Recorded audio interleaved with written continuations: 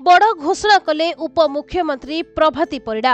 राज्यर महिला आनिछंती खुशी खबर। जो योग्य हिताधिकारी मानकु सुभद्रा टंका मिली नहीं सेमानकु अक्टोबर 9 तारिख रे टंका प्रदान कर राज्यर जणे भी योग्य हिताधिकारी एही योजनारू बाद पड़िबे नहीं बोली प्रभाती परिडा स्पष्ट करछंती।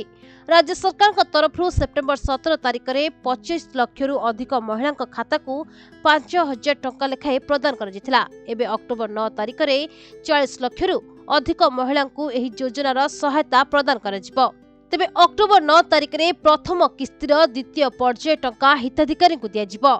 दुर्गा पूजा अवसर रे एभली किछि घोषणा करिसेंती उपमुख्यमंत्री प्रभाती परिडा। एथर 40 लाख रु अधिक महिला पाइबे सुभद्रा टंका। बारिपदारे आयोजित सभारे मुख्यमंत्री एही टंका प्रदान करिवे। तेबे आहुरी कहिसेंती ए पर्यंत 1 कोटी रु अधिक महिला एही योजनार लाभ पाइबाकू आवेदन करिसेंती। एहा सह समस्त योग्य हिताधिकारी को मार्च 8 तारिख सुधा प्रथम पर्याय टंका प्रदान करजिबो। जहाकू सुनिबा परे योग्य हिताधिकारी महिला माने खुशी हो जाइछंती। ब्यूरो रिपोर्ट प्रतिदिन टीवी।